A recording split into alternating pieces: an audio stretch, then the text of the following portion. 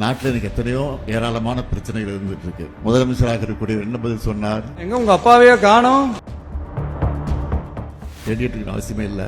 கோட்டையிலே இருக்கிறேன், நான் தான் ஆட்சியில் இருக்கிறேன். Satyabama Institute of Science and Technology, Chennai and Sri Perumbudur. நேற்று முன்தினம் கூட நீங்கள் எல்லாம் டிவியை பார்த்துருப்பீங்க. ஒரு காட்சி நடந்துச்சு. அதை பற்றியெல்லாம் நம்முடைய முத்தரசன் அவர்களும் குறிப்பிட்டு சொன்னார். மற்றவர்களும் எடுத்து சொல்லியிருக்கிறாங்க. நாட்டில் எனக்கு எத்தனையோ ஏராளமான பிரச்சனைகள் இருந்துட்டு இருக்கு.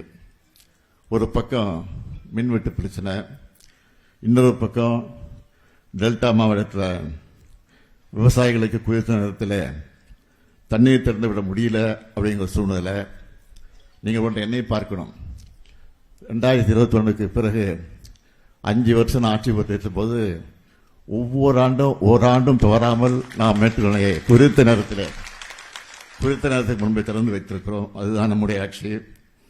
ஆனால் இதையெல்லாம் எடுத்து சொல்லி எதிர்க்கட்சியினுடைய தலைவராக இருக்கக்கூடிய நம்முடைய உதயநிதி அவர்கள் விளக்கமா விரிவா சட்டமன்றத்தில் பேசி இருக்கக்கூடிய சூழ்நிலையெல்லாம் எடுத்து சொல்லி அதன் மூலமாக முதலமைச்சர் அவர்கள் பதில் சொல்ல வேண்டும் என்று கேட்டிருக்கிறார். ஆனால் சட்டமன்றத்தில் முதலமைச்சராக இருக்கக்கூடிய என்ன பதில் சொன்னார்? எங்கே காணோம், உங்க அப்பாவை காணோம், இதை சொல்லி இருக்கிறார். அப்பா அங்க தேடாதீங்க, மக்கள் மனசுல பயந்து இருக்கிறான். அது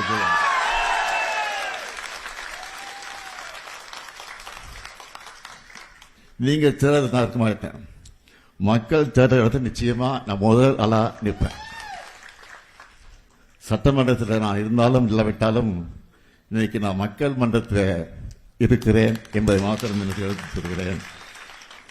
நான் அரசியலுக்கு கிட்டத்தட்ட 60 வருஷம் இருக்கு. ஆக அந்த 60 வருஷமா மக்களாக தான் இருந்து கொண்டிருக்கிறேன்.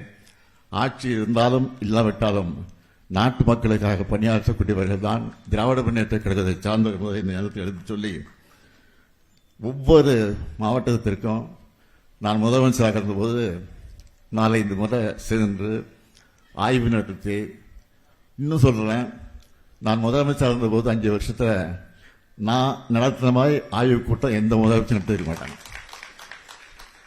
நான் பயணம் செஞ்ச மாதிரி எந்த முதலமைச்சரும் பயணம் செஞ்சிருக்க மாட்டாங்க. நான் கோட்டைக்கு போனதுதான் அதிகமாக இருந்திருக்கிறது, எந்த முதலமைச்சரும் அதிகமாக இருந்திருக்க மாட்டாங்க. இன்னும் கூட சொல்ல, நீங்க முதலமைச்சர் தேடி பார்க்கணும்னா இன்னைக்கு இருக்கக்கூடிய முதலமைச்சரை கேட்டுக்கொள்கிறேன். கோட்டையில தான் கோப்புகள் எல்லாம் இருக்கிறது. ஆக அந்த கோப்புகளை எடுத்து பாருங்க, அதில் கையெழுத்து போட்டுப்பேன். மு.க. ஸ்டாலின் தேடி பார்க்கணும் அவசியமே இல்லை. அந்த கையெழுத்தை பாருங்க, அது தெரியும் உங்களுக்கு.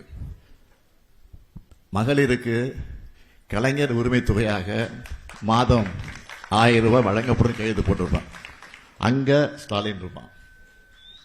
புதுமை பெண் திட்டத்தின் மூலமாக மாதம் 1000 ரூபாய் வழங்கப்படும் என்ற அந்த கோப்பை பாருங்க, அதுலயும் மு.க. ஸ்டாலின் கையெழுத்து போட்டிருப்பான். தமிழ் புதல்வன் திட்டம் 1000 ரூபாய், அதில் ஸ்டாலின் இருப்பான். ஆக எங்கேயும் நீங்க தேடிட்டு இருக்க அவசியமே இல்லை. கோட்டையிலே இருக்கிறேன், நான் தான் ஆட்சியில் இருக்கிறேன். இன்னும் சொல்றேன், அண்ணா சொல்லியிருக்கிறார். ஒரு முறை சொன்னார், அண்ணா சொன்னார், தமிழ்நாட்டிற்கு தமிழ்நாடு என்று பெயரை சூட்டி இருக்கிறேன், இதுபோது எனக்கு வாழ்க்கையில். ஆக நான் ஆட்சியில் இருந்தாலும் இல்லாவிட்டாலும் தமிழ்நாடு என்று பெயர் சொல்றதுக்கு என் பெயர் இருக்குன்னு சொல்லியிருக்கிறாரு. அது மாதிரி மகளிர் உரிமை திட்டம் இருக்கிற வரைக்கும் இந்த ஸ்டாலின் தான் முதலமைச்சர். இப்படி சொல்லிட்டே இருக்கலாம். ஆக நான் இங்கே நம்முடைய மதிப்புக்குரிய சகோதரர் துணை பொதுச் செயலர் ராஜா அவர்கள் பேசுகிற போது ஒன்றை சொன்னார்கள். கூட்டணி பற்றி எல்லாம் எடுத்து சொன்னார்கள்.